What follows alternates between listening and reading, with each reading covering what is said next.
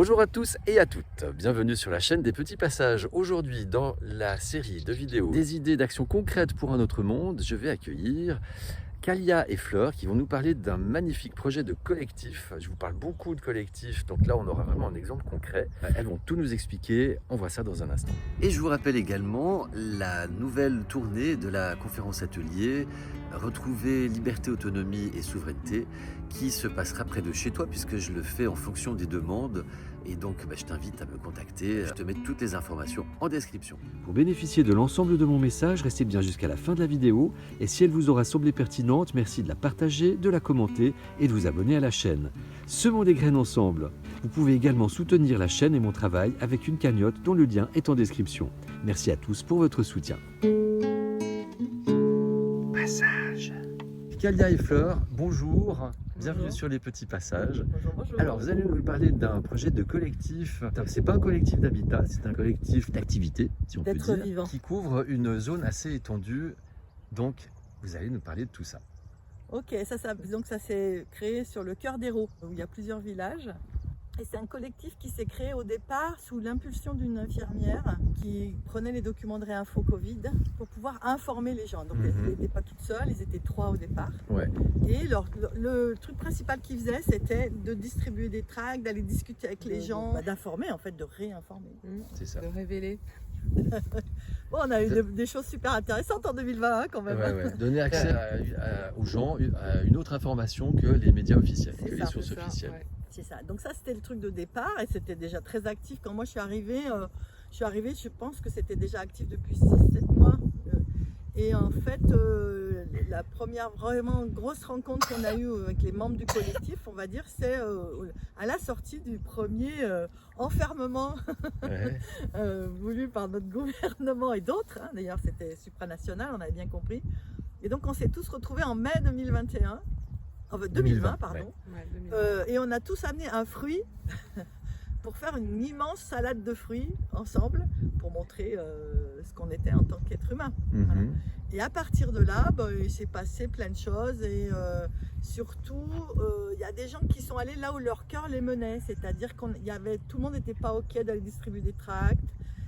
Tout le monde n'était pas ok. Moi, je suis allée rencontrer des maires. On était 3, aller rencontrer les maires des 3 communes pour leur parler du supranational, de ce qui se mettait en place à un niveau international. Mais nous, on trouvait ça un peu bizarre.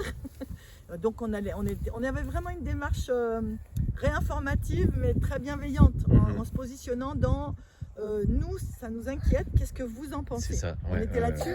Et alors, c'était très intéressant parce que c'était la période masquée et nous, on ne mettait pas de masque.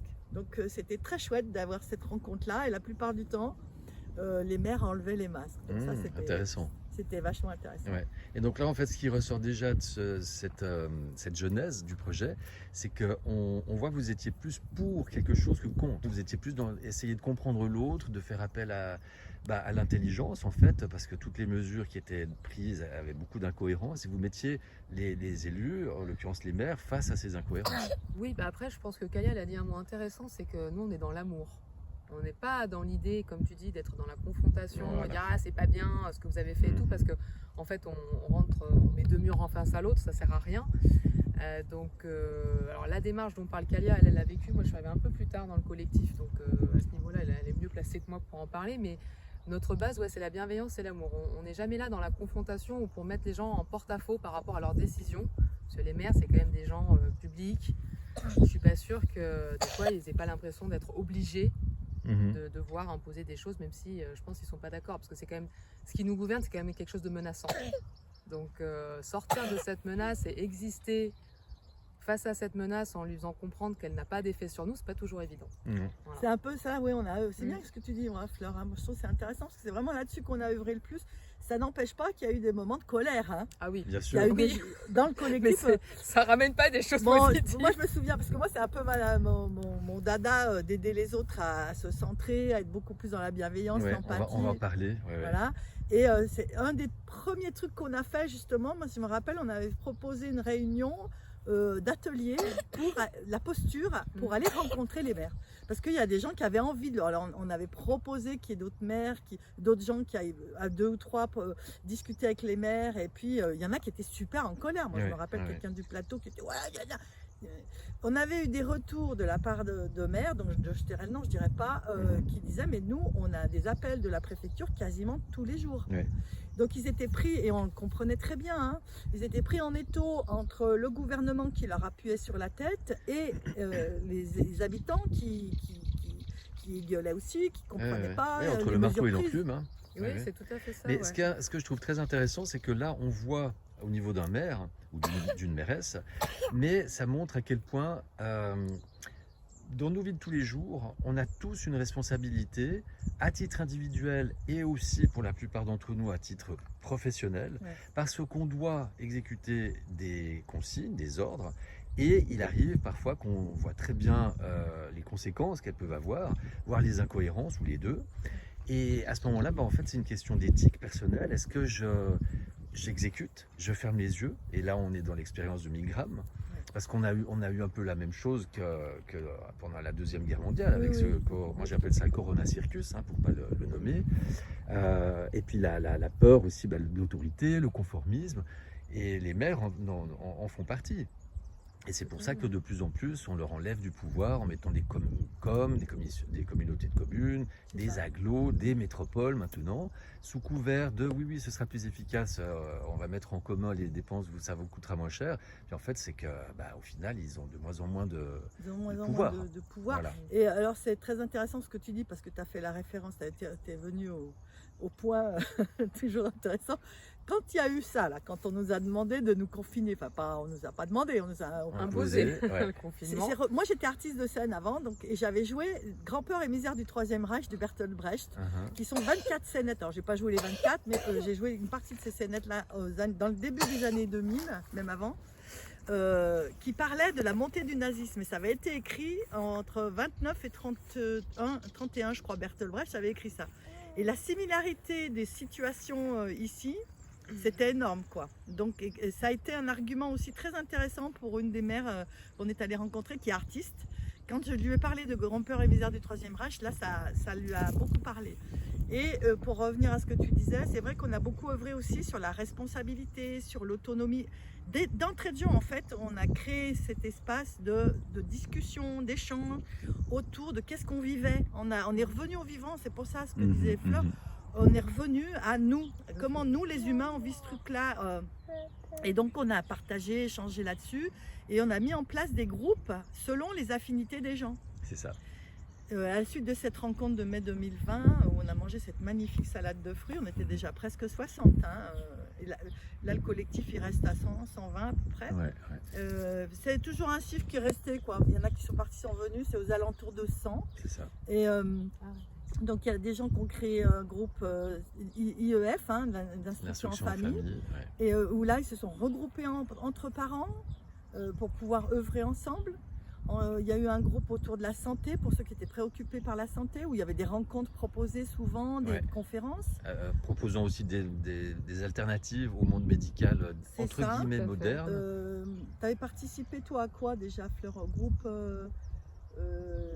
permaculture, je crois. Alors moi, oui, permaculture, on avait fait ça. Après, ça restait dans des dimensions,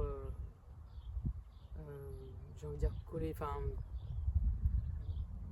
humaine, c'est pas le terme, mais on avait fait effectivement un petit travail de permaculture pour faire pousser, apprendre à faire des buts, apprendre sur la permaculture. Et puis se rendre compte en fait finalement que deux plantes ensemble elles peuvent cohabiter et elles peuvent se faire pousser l'une l'autre, s'entraider au lieu d'être en concurrence. C'est ça. Voilà, en fait on s'entraide, les plantes elles-mêmes s'entraident au lieu d'être en concurrence, et on le voit partout, donc ça c'était l'idée. Après moi j'avais aussi beaucoup participé au début à l'étude justement de ce phénomène de la fraude du nom et de l'existence en fait des êtres humains dans la société. Parce que la société, on est citoyen, on n'est pas humain. Et ça, c'est un truc dans lequel ce qui m'intéresse beaucoup. Donc, j'étudie pas mal les textes de loi, et même si c'est un vrai gouffre, parce que la loi, c'est un gouffre. Mais il y a des choses qui peuvent fonctionner. Là aussi, c'est une question de posture. Ouais. Il ne faut pas avoir peur tant qu'on est dans les cryptes. C'est vrai que ces gens sont menaçants, mais ils sont menaçants sur nos vies. C'est pour ça qu'on a peur d'agir. Bien sûr. Oula. Pardon. Ouais, alors, donc nous allons introduire le troisième personnage de cette interview, qui est le petit Aïssa, Aïssa, oui. qui tout saute parce qu'il a pris un petit peu froyère. Ouais. Ouais, Et dont on voit la magnifique chevelure bouclée qui me rappelle mes cheveux quand j'étais gamin. Il est chouette, Aïssa. Donc Ouais, c'est il est vrai que pas mal, la ouais. fraude du nom, bon, j'en parle, comment on peut dire, j'en parle très peu dans Oui. les détails sur ma chaîne, mais j'en parle aussi parce Oui. que Ouais, ça c'est s'inscrit juste dans pour une démarche de donner, souveraineté. C'est ça, c'est On plus pourrait la faire souveraineté, une en fait. C'est ça, interview en entière fait, sur le sujet, Bah, mais c'est vrai que c'est très intéressant et cette question de posture, c'est vraiment quelque chose que j'aborde de plus en plus Ah oui. parce que c'est C'est ce important. qui fait qu'on va être dans la posture de peur ou pas en fait. Exactement. Et souvent, je pense qu'il y a une confusion entre je fais le choix quand je dis j'ai pas le choix. Oui. C'est plutôt, si j'étais honnête, je dirais je fais des choix. Je C'est fais le parce qu'ils choix sont de- compliqués, de- des c'est ça. conséquences compliquées, ou très compliquées même. Mais c'est quand même moi qui fais le choix final. Bah, par rapport au choix, je dis souvent, c'est pas le choix qui est difficile à prendre en fait, parce que ça se prend en une seconde, hein, le choix. Ouais. La décision du choix, c'est une seconde. Non, Ouais. c'est les conséquences que j'imagine qu'ils peuvent C'est avoir ça. avec ce Bah choix. oui, c'est le chemin jusqu'au C'est choix. ça, et donc lui-même. c'est ça qui nous met de la peur parce que c'est dans la projection, etc. Bien sûr. Donc c'est intéressant ce que tu dis aussi Ouais. parce que on parle de posture. On parle de posture et donc ça c'est aussi on a beaucoup œuvré sur la posture parce qu'elle parlait d'amour, Fleur, d'empathie, de bienveillance, d'échange, d'acceptation de l'autre. Et on a œuvré aussi sur la posture intérieure en gouvernance. On a commencé à se questionner sur comment gouverner le collectif en fait. Oui. Alors ça a fait coincer des gens. Hein. Ouais, ouais. Gouvernance, Ouais. rien que le mot ça a fait coincer parce que ça a un rapport au gouvernement. C'est Mais ça. bon, Ouais, ouais. c'est ce que je disais. Moi je Un disais mot connoté. qu'on tient le gouvernail ensemble. Et oui, comme ça. c'est ces mots qui sont très connotés Et et en c'est fait ça, que, donc, dont chacun a une définition et beaucoup de Ouais. des fois Et donc on est parti de fausses images. Au départ, le collectif, par définition, il était un peu pyramidal parce que c'était des gens qui décidaient de faire des trucs, Ouais. qui proposaient, puis les gens venaient ou venaient pas. Voilà. Petit à petit, on a commencé à se dire, bon, comme il y avait ces groupes qui se sont créés, il y a eu la décision que chaque groupe ait un coordinateur, donc c'était des réunions de coordinateurs, Mhm. donc qui n'étaient que des interfaces. On a beaucoup œuvré là-dessus. Voilà, hein, c'était pas des chefs. Non. C'est ça qui fait une grosse différence. Et même en me disant ça, on a œuvré sur une charte. Et là, j'ai proposé des ateliers de gouvernance partagée, mais surtout de la posture intérieure, de comment on pouvait se positionner, qu'est-ce que c'est se mettre au service du bien commun, qu'est-ce que c'est que le bien commun, qu'est-ce que c'est que la bienveillance, qu'est-ce que c'est que l'ego déplacé, qu'est-ce que c'est, voilà, tout ça. Ouais, On est allé œuvrer là-dessus et on a œuvré sur notre charte. On a créé une charte. très bien. Ouais. Et cette charte, elle est née de ces ateliers qu'on faisait en Mhm. gouvernance partagée. Ouais. Et bon, elle est ce qu'elle est, elle est évolutive, hein, évidemment. Et ça, c'est écrit que c'est évolutif, c'est Mhm. jamais figé dans le marbre. Et malgré ça, malgré le fait qu'on ait fait alors, soit on avait des petits groupes qui se réunissaient, ceux qui venaient, qui avaient envie, hein. Il n'y avait pas d'obligation, ceux qui venaient. Et lors de nos dimanches de rencontres, parce qu'on organisait un dimanche par mois, Ouais. une rencontre générale, on va dire, Mhm. où on était ravis de se retrouver. Oui, c'était très. Bah, ça- Alors on le fait un peu moins, mais bon. Non, mais c'est vrai que c'est important de se retrouver Ouais. pour mettre en commun notre énergie, en fait. Pour se relier. Ouais, se relier, c'est tout à fait le terme. Mhm. Oui, attends. Et bah, du coup, oui, c'est quand même simple. Non, c'est quand même agréable aussi de retrouver des gens qui sont dans la même. Qui ont les mêmes envies, qui ont les mêmes questionnements et Ouais, qui ouais. ont. Je vais revenir encore le mot posture, mais en fait, qui se rendent compte que. Aïssa, s'il te plaît, mon cœur, je parle. Qui se rendent compte qu'ils ne sont pas seuls en fait dans ce questionnement où on se dit mais pourquoi c'est comme ça, je me sens pas bien là-dedans. Alors ça. qu'on arrive Un finalement, partage. ouais, on arrive à nous dans notre groupe à être bien, même dans nos différences et puis dans Mhm. des fois dans nos caractères. Ah oui, Ouais. des fois ça Parce qu'il y en a pète, qui hein. sont plus lourds que d'autres et Oui, tout, oui, mais ça va. ça permet quand même d'aboutir à quelque chose. C'est ça, d'en faire Et qui nous quelque fait chose de avancer, positif. ouais. Le désaccord fécond. Ouais, Au lieu et d'être oui, en c'est ça. conflit. Et puis en fait, on a œuvré sur les objections comme en gouvernance partagée. Et on sait Ouais. très bien que l'objection, ça nous conduit toujours vers la congruence en fait. À un C'est ça. moment donné, Ouais, une ouais, objection, c'est pas un frein. Hein. L'objection, ça fait partie du processus de prise de décision Ouais. ensemble. Mais ça permet à chacun de partir de son objection, Oui, à c'est voir ça. comment il pourrait lâcher du lest Voilà. pour que le projet soit réalisable et content de tout le monde finalement. Ce qui Et est très ce dimanche, différent c'est- du consensus ou de la majorité.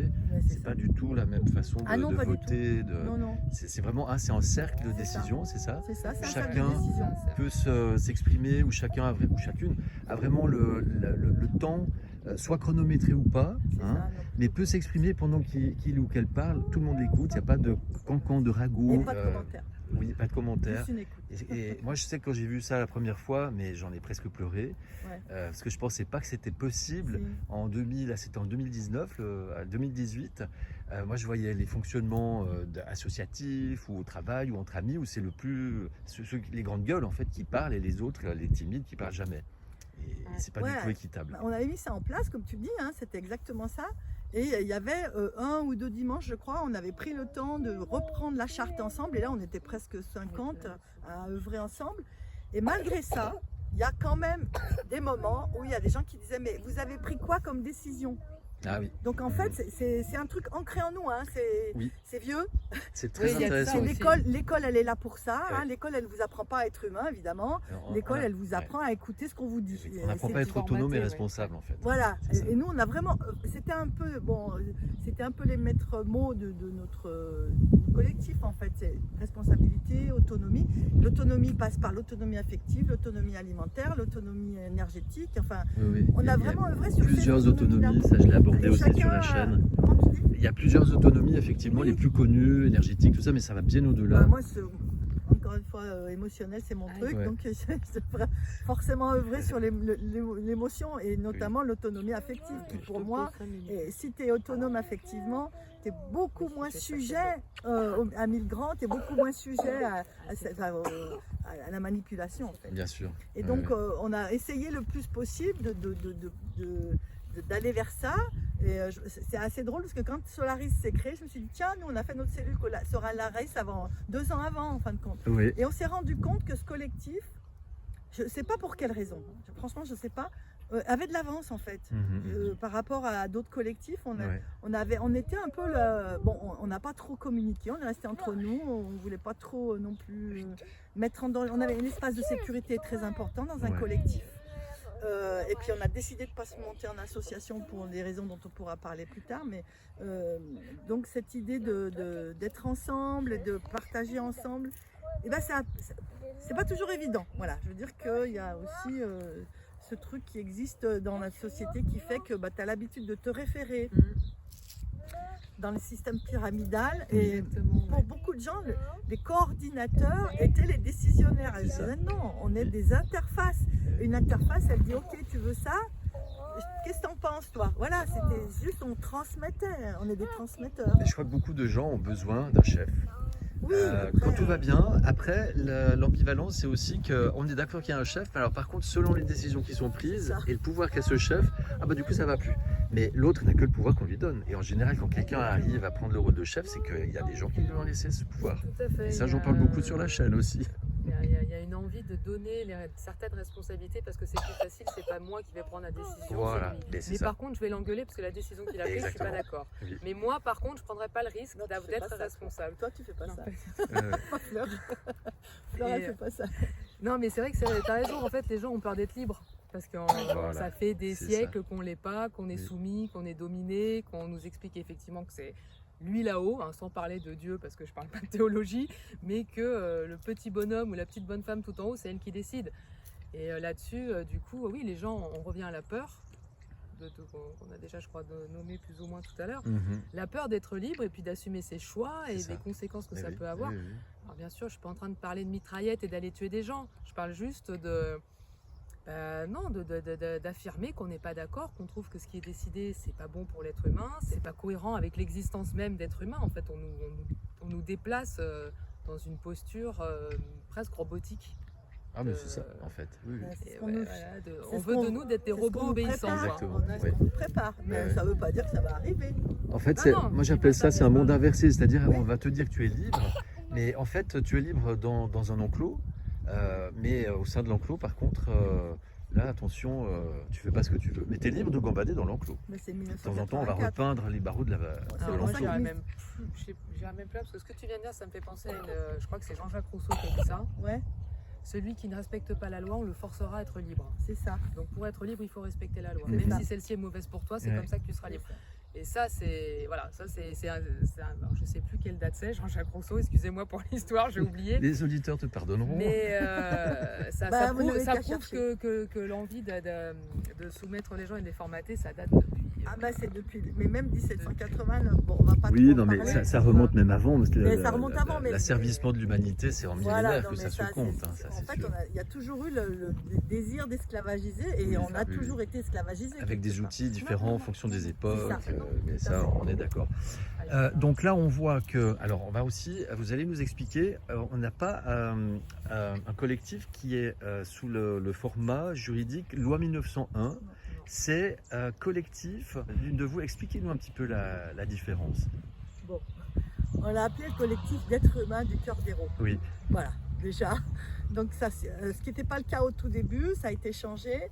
Mais en œuvrant justement sur la gouvernance partagée, sur le fait d'œuvrer ensemble, petit à petit, les êtres humains ont émergé. On est sorti du citoyen qui était au départ collectif citoyen. Donc ça, c'est hyper intéressant aussi.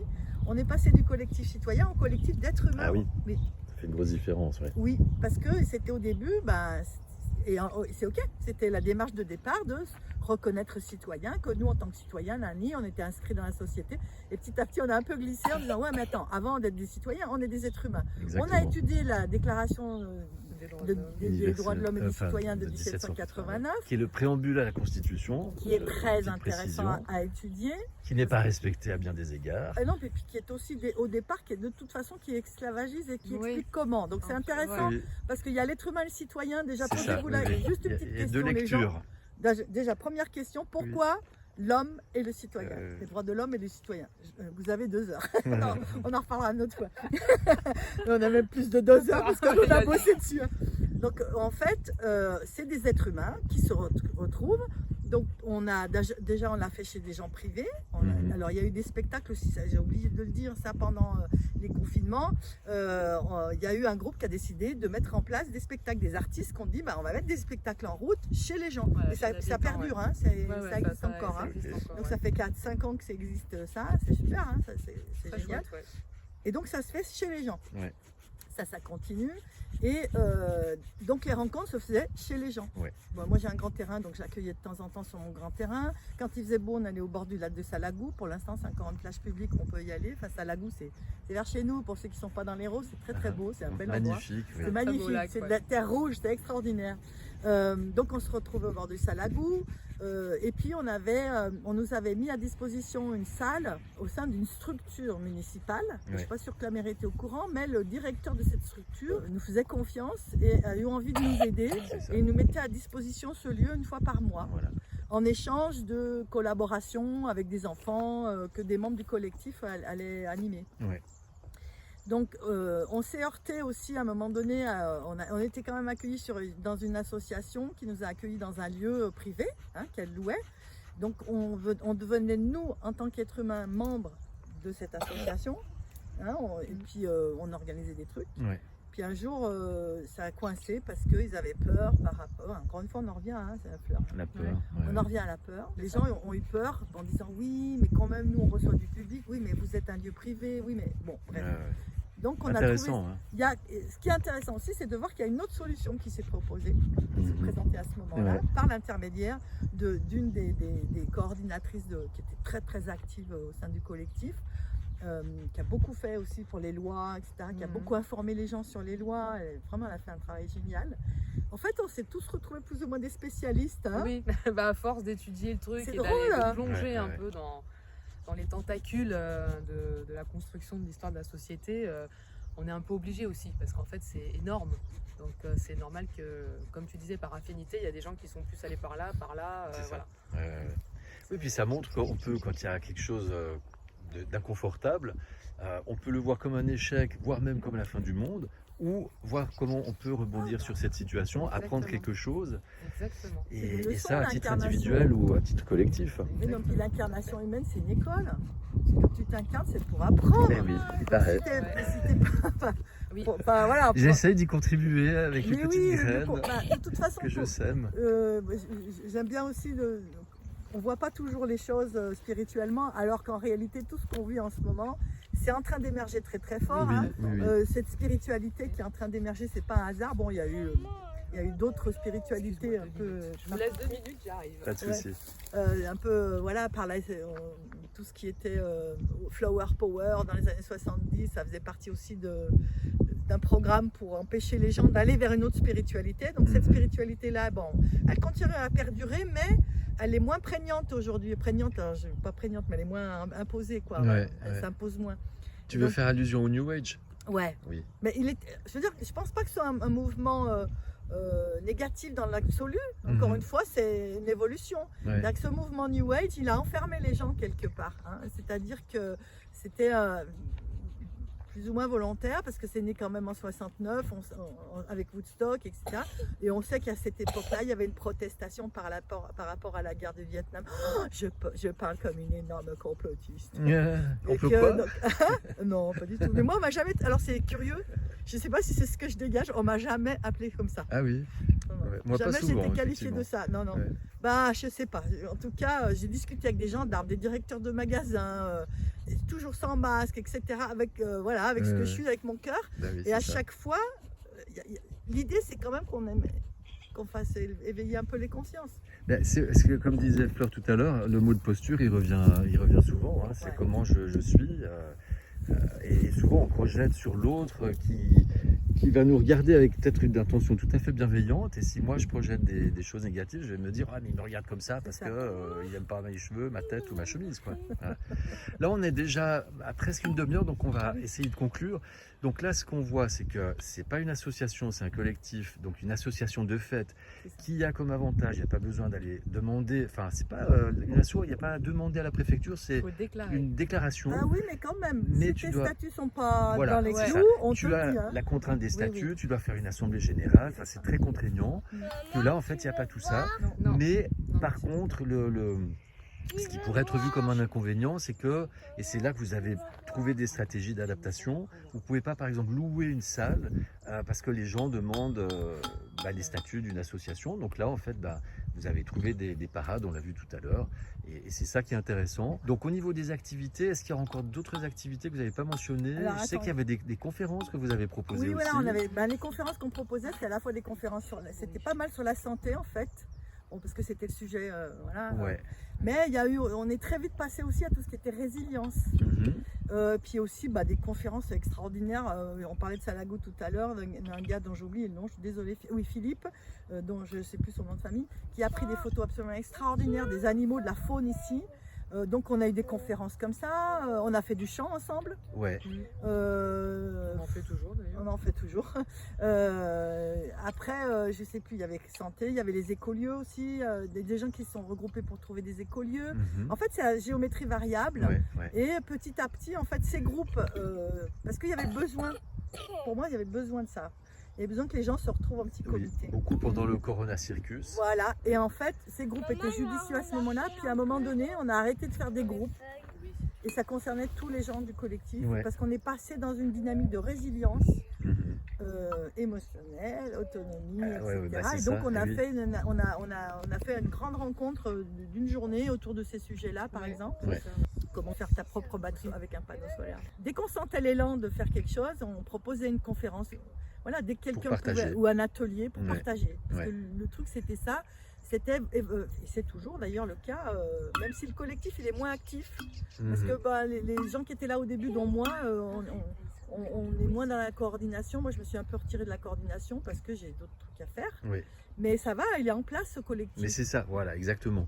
Et je crois que c'est quelque chose de très qui revient chez beaucoup de collectifs, c'est que maintenant que le Corona Circus est quand même, on peut dire, derrière nous, il y a un petit essoufflement. Les gens ressentent peut-être moins le besoin aussi de ces activités, de se relier. Mais le terreau est là, les bases sont posées et ça peut resservir à tout moment.